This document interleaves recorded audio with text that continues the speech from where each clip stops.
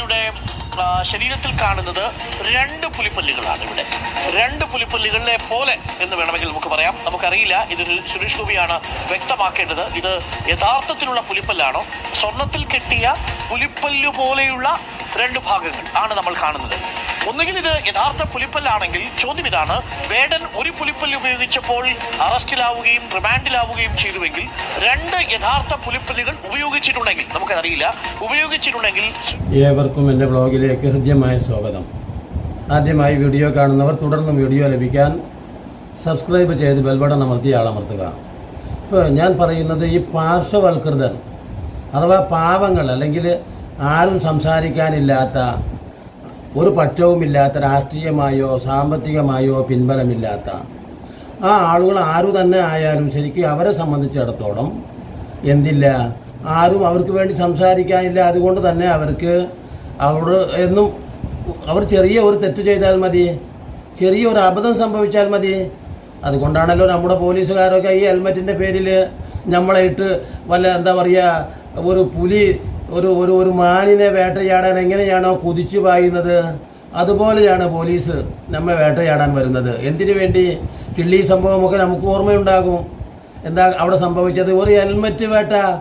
Helmet ഉണ്ടായിരുന്നില്ല, ഇതിൻ്റെ പേരിൽ ഒരു ഹൃദ്രോഗിയെ പിന്തുടർന്ന് ആ പോലീസ് ആ ബൈക്കിനൊപ്പം പാഞ്ഞിട്ട് ആ സഹോദരൻ മരിച്ചു പോവുകയാണ് ഉണ്ടായത് യഥാർത്ഥത്തിൽ. അപ്പോൾ ഇവിടെ പോലീസ് അകമ്പടിയാണ് യഥാർത്ഥത്തിൽ ഈ സുരേഷ് ഗോപിക്ക്. ആലോചിച്ച് നോക്കൂ. അതോടൊപ്പം തന്നെ അതിനേക്കാൾ ചെറിയ കുറ്റം ചെയ്ത, നോക്കട്ടെ എന്ന് പറഞ്ഞാൽ, ഒരു പുലിപ്പല്ല് മാത്രം യഥാർത്ഥത്തിൽ എങ്ങനെയോ അറിയാതെ പെട്ടുപോയ ആ പാവത്തെ അറസ്റ്റ് ചെയ്യുകയും വേടനെ വേട്ടയാടുകയും സമൂഹ മനസ്സ് അഥവാ ഇൻ്റർനാഷണലായിട്ട് അപമാനിക്കുകയും അദ്ദേഹത്തെ പ്രയാസപ്പെടുത്തുകയും ഒക്കെ ചെയ്തു. ആലോചിച്ച് നോക്കൂ. ഇപ്പോൾ നിങ്ങൾ അതോടൊപ്പം സുരേഷ് ഗോപി അണ്ണൻ രണ്ട് പുലിപ്പല്ലാണ് ഉപയോഗിച്ചിട്ടുള്ളത്. പക്ഷേ അവിടെ എന്നിട്ട് പോലും നമ്മളൊക്കെ വളരെ മാന്യമായിട്ട് കാണുന്ന, നീതിബോധമുള്ള, സത്യസന്ധമായ കാഴ്ചപ്പാടുള്ള, ഏത് എന്താ പറയുക, മർദ്ദകരോടും ഏറ്റുമുട്ടുന്ന ഒരു പത്രപ്രവർത്തകൻ തന്നെയാണ് അരുൺകുമാർ സാർ, അല്ല എന്നല്ല പറയുന്നത്. പക്ഷേ ആ സുരേഷ് ഗോപിയെപ്പോലും അദ്ദേഹം പെട്ടെന്ന് വേടൻ്റെ ആ പുലിപ്പല്ല് തിരിച്ചറിയാൻ യാതൊരു പ്രയാസവും ഉണ്ടായില്ല. അത് പുലിപ്പല്ല് തന്നെയാണ്.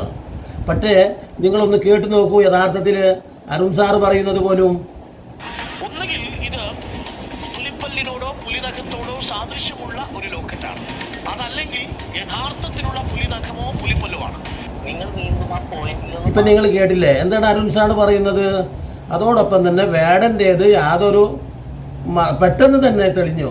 കാരണം അത് അദ്ദേഹം വേട്ടയാടി പിടിച്ച, ഒരിക്കലും ചെയ്യാൻ പാടില്ലാത്ത വന്യജീവിയുടെ എന്താ പറയുക, ഒരു പല്ല് ഉപയോഗിച്ച് അദ്ദേഹം മാല കെട്ടി, അത് വലിയ തെറ്റാണെന്ന് പറഞ്ഞു. അതോടൊപ്പം തന്നെ സുരേഷ് ഗോപി തൻ്റെ കഴുത്തിൽ ധരിച്ചിരിക്കുന്നത് ഇരട്ടപ്പല്ലാണ്. പക്ഷേ ആ പല്ല് സ്വാഭാവികമായിട്ട് സംശയങ്ങളുണ്ട് അരുൺകുമാറിന്. വേടൻ്റെ പല്ലിൽ യാതൊരു സംശയവും ഉണ്ടായിരുന്നില്ല. അത് വന്യജീവിയെ വേട്ടയാടിയിട്ട് എടുത്തിട്ട് ധരിച്ചിട്ടുള്ളതാണ്. അതുകൊണ്ട് ഇനി തടവിൽ കിടക്കുക മാത്രമല്ല, ഇനിയും കൂടുതൽ കാലം തടവിൽ കിടക്കേണ്ടി വരുമെന്ന് കൂടെയാണ് സൂചിപ്പിക്കുന്നത്. അതോടൊപ്പം തന്നെ ഈ ഇരട്ടപ്പല്ല് ഇനി എത്രയും പെട്ടെന്ന് എന്തു സംഭവിക്കും? സുരേഷ് ഗോപിയുടെ മാലയിൽ രണ്ട് പല്ലുകളുണ്ട് പുലിയുടേത്. പക്ഷേ അത് ഡ്യൂപ്ലിക്കേറ്റ് പല്ലാണ്, അല്ലെങ്കിൽ പ്ലാസ്റ്റിക്കിൻ്റെ പല്ലാണ്, അതല്ലെങ്കിൽ പുലിയുടേത്. ആലോചിച്ച് നോക്കും. പുലിയുടെ ഒറിജിനൽ പല്ലല്ല, വെപ്പ് പല്ലുമായിട്ട് നടന്നിരുന്നു ഒരു പുലി. മുതലാളിയായ ഒരു പുലി നമ്മളൊക്കെ കണ്ടിട്ടുണ്ടല്ലോ. മുതലാളിമാരായ ആളുകൾക്ക് പണ്ടൊക്കെ ഞാൻ കണ്ടിട്ടുണ്ട് സ്വർണ്ണപ്പല്ല്. അപ്പോൾ എന്നതുപോലെ തന്നെ നമ്മുടെ പല്ലൊക്കെ പോയാൽ കൃത്രിമ പല്ല് വെച്ച് പിടിപ്പിക്കാറുണ്ട് അല്ലേ?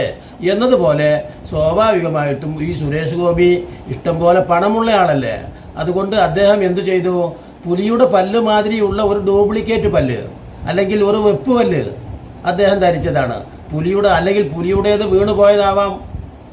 ആലോചന നോക്കട്ടെ. അതാണ് അത് പുലി ആദ്യമായിട്ട് മുതലാളിയായിട്ടുള്ള പുലി, ഞാൻ നേരത്തെ പറഞ്ഞതുപോലെ ഏതെങ്കിലുമൊക്കെ എന്താ പറയുക, ഈ ദന്തിഷ്ടിനെ കണ്ട് എൻ്റെ പല്ല് കൊഴിഞ്ഞ സിംഹം എന്നൊക്കെ നമ്മൾ പറയുന്നത് പോലെ പല്ല് കൊഴിഞ്ഞപ്പോൾ പുലി എന്തു ചെയ്തു?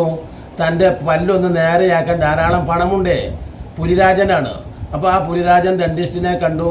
എന്നിട്ട് തൻ്റെ രണ്ട് വെപ്പ് പല്ലുകൾ ഉണ്ടായിരുന്നു, അത് പിന്നീട് എവിടേക്കോ ഓടിപ്പോകുന്ന വഴിയിൽ ആ വെപ്പ് പല്ല് വീണുപോയി. ആ വെപ്പ് പല്ലാണ് യഥാർത്ഥത്തിൽ സുരേഷ് ഗോപിക്ക് കിട്ടിയത്. ആ വെപ്പ് പല്ല് മാത്രമേ സുരേഷ് ഗോപി ധരിച്ചിട്ടുള്ളൂ. കാരണം സുരേഷ് ഗോപി ഒരിക്കലും നിയമത്തെ മറികടന്ന് ചെയ്യില്ലല്ലോ. കാരണം നിയമം അറിയുകയും ചെയ്യും. വേടനെ സംബന്ധിച്ചിടത്തോളം അറിയില്ലല്ലോ നിയമം അറിയാത്ത ഒരു കുറ്റവുമുണ്ട്. മറ്റേ സുരേഷ് ഗോപിക്ക് നിയമം അറിയാം, പക്ഷേ അദ്ദേഹം അറിഞ്ഞുകൊണ്ട് തെറ്റൊന്നും ചെയ്യില്ല. അതാണ് അദ്ദേഹത്തെ വെളുപ്പിക്കാൻ വേണ്ടിയിട്ട് ഈ നടത്തിക്കൊണ്ടിരിക്കുന്ന അരുൺകുമാറിൻ്റെ ഈ സ്വരം വരെ അതാണ്. നിങ്ങൾ ആലോചിച്ച് നോക്കൂ. തീർച്ചയായിട്ടും ഒരിക്കലും എന്തൊക്കെയോ പറയുന്നുണ്ട്. നിങ്ങൾ അത് വീണ്ടും ഒന്ന് പ്ലേ ചെയ്ത് കാണുന്നത് നന്നായിരിക്കും എന്ന് എനിക്ക് തോന്നുന്നുണ്ട്. നിങ്ങളൊന്നും കൂടെ കണ്ടു നോക്കൂ. എന്താണ് അതിൽ പറയുന്നത്? തീർച്ചയായിട്ടും സുരേഷ് ഗോപി സാറ് അങ്ങനെ ചെയ്യില്ല. സുരേഷ് ഗോപി സാറ് തന്നെ പറയുന്നുണ്ട് അത്രേ. നെഞ്ചത്ത് കൈവച്ചിട്ടാണ് അദ്ദേഹം. നെഞ്ചത്ത് കൈവച്ചാൽ പിന്നെ ആരും എന്ത് ചെയ്യില്ല, നുണ പറയില്ല. അതുകൊണ്ടാണല്ലോ മണിപ്പൂരിൽ നെഞ്ചത്ത് കൈവച്ച് ഇവിടുത്തെ അച്ഛന്മാർ, പാലാ ബിഷപ്പ് ഒഴികെയുള്ള വേറെ അച്ഛന്മാർ ചോദിച്ചു, അല്ല സുരേഷ് ഗോപി, ഞങ്ങളുടെ ആളുകളുണ്ടല്ലോ മണിപ്പൂർ കൊല്ലപ്പെടുന്നു, നിങ്ങളൊന്ന് പാർലമെൻറ്റിൽ അത് ഉന്നയിക്കൂ എന്ന് പറഞ്ഞപ്പോൾ ഒരു മറുപടിയും അവിടുന്ന് പറഞ്ഞിട്ടില്ല. ഈ കൃസംഗികൾക്ക് വേണ്ടിയിട്ട് ആണ് ഞാൻ, അഥവാ സംഘികളും കൃസംഗികളും ഒന്നിച്ച് കൂടി ആണ് യഥാർത്ഥത്തിൽ ഈ ഇലക്ഷനത്തിന് നേരിട്ട്, അഥവാ കേരളത്തിലെ കൃസംഗികൾ മുഴുവനും അവിടുത്തെ സുരേഷ് ഗോപി അണ്ണന് വേണ്ടി തൃശ്ശൂർ അങ്ങേയറ്റം പണിയെടുത്തിരുന്നു, അല്ലേ? നമുക്കൊക്കെ അറിയാം. അപ്പോൾ എന്നിട്ട് മണിപ്പൂരിന് വേണ്ടി ഒരു സ്വരം പോലും അവിടെ ശബ്ദിച്ചിട്ടില്ല. മാത്രമല്ല അതിൽ നടന്നിട്ടുള്ള കൃത്രിമങ്ങളൊന്നും ഇപ്പം ഞാനിവിടെ പറയുന്നില്ല. അജിത് കുമാർ എന്ന പോലീസ് എന്താ പറയുക, DIGയോ മറ്റോ ആയിട്ടുള്ള അജിത് കുമാർ സ്വാഭാവികമായിട്ടും ഈ സുരേഷ് ഗോപിക്ക്, അല്ലെങ്കിൽ നമ്മൾ പറയുന്നത് പോലെ അമ്മിക്ക് തൂമ്പ് മുളക്കുവോളം, അഥവാ കയ്യിൻ്റെ ഉള്ളിൽ നിന്ന് നമ്മൾ വിരൽ എന്താ പറയുക രോമം പറിച്ചു തരാം എന്നൊക്കെ പറയുന്നത് പോലെ യഥാർത്ഥത്തിൽ ഒരിക്കലും നടക്കാത്ത കാര്യമാകുമായിരുന്നു ഈ കേരളത്തിൻ്റെ ഈ മണ്ഡലത്തിൽ നിന്ന് സുരേഷ് ഗോപി അതും ബഹുഭൂരിപക്ഷത്തിന് വിജയിച്ചു എന്ന് പറയുമ്പോൾ തീർച്ചയായിട്ടും അതോടൊപ്പം തന്നെ CPMൻ്റെ വോട്ട് എവിടേക്കും പോയിട്ടില്ല, UDFൻ്റെ വോട്ടും എവിടേക്കും പോയിട്ടില്ല. പിന്നെ എവിടെ നിന്നാണ് ഈ മലക്കുകൾ വേണമെങ്കിൽ വോട്ട് ചെയ്തു എന്ന് മുസ്ലിങ്ങൾക്ക് പറയേണ്ടി വരും. ആലോചിച്ച് നോക്കൂ. അതല്ല മറ്റുള്ളവർക്ക് എന്താ പിന്നെ പറയുക? ഒന്നും പറയാൻ വയ്യ. കാരണം കോടതിയിൽ പോലും പോകാൻ പ്രൂഫില്ല. EVMനെ കുറിച്ചുള്ള ചർച്ചകൾക്ക് യാതൊരു പ്രസക്തിയുമില്ല. പിന്നെ എങ്ങനെയാണ് ജയിച്ചത്? തന്ത്രപൂർവ്വം കേരളത്തിലും കൂടെ അഥവാ BJP എങ്ങനെയാണ് വിജയിപ്പിക്കുന്നതെന്നും ആളുകളെ വിശ്വസിപ്പിച്ചുകൊണ്ട് ഒരിക്കലും സംശയം പോലും വരാത്ത രീതിയിൽ.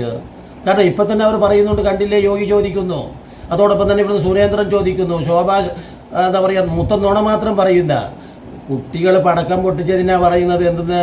എൻ്റെ വീട് താലിബാൻ വന്ന് ആക്രമിക്കുന്നു, എൻ്റെ വീട് കാശ്മീരിലെ ഭീകരന്മാർ എൻ്റെ വീട് ആക്രമിക്കുന്നു, ഞാൻ വലിയ ഉച്ചത്തിലുള്ള സ്ഫോടന ശബ്ദമാണ് കേട്ടത്. അപ്പോൾ എന്താ അതുപോലെ തിരിച്ചറിയാനുള്ള കഴിവില്ലാത്ത വിഷം മാത്രം പറഞ്ഞ് നുണ മാത്രം പറഞ്ഞ് ആളുകളെ തെറ്റിപ്പിക്കുന്ന ആ ശോഭ സുരേന്ദ്രൻ. ആലോചിച്ച് നോക്ക്. ഇവരൊക്കെ യഥാർത്ഥത്തിൽ ഇവരൊക്കെ എന്താണ് സംഭവിച്ചിട്ടുള്ളത് നിങ്ങളൊന്ന് ആലോചിച്ച് നോക്കൂ. അപ്പോൾ ഞാൻ അതല്ല ഇപ്പോൾ പറയുന്നത്. അപ്പോൾ പാവപ്പെട്ട ഒരു മനുഷ്യനായപ്പോൾ അവർക്ക് നിയമമൊക്കെ നിയമത്തിൻ്റെ സുരക്ഷിതത്വം അഥവാ നിയമത്തിൻ്റെ സംരക്ഷണത്തിനൊന്നും ഈ പാവങ്ങൾ അർഹരല്ല, പാർശ്വവൽകൃതർ അർഹരല്ല. മറിച്ച് പ്രമാണിയാണെങ്കിലോ നിയമം തന്നെ മാറ്റിയും മറിച്ചും വളച്ചുമൊക്കെ കൊണ്ടുവരാം എന്നതാണ് ഇന്ന് നമ്മൾ കാണുന്നത്. ഇനിയും നല്ല നല്ല വീഡിയോകളുമായി നിങ്ങളെ കണ്ടുമുട്ടുന്നത് വരെ നിങ്ങൾക്ക് നന്ദി.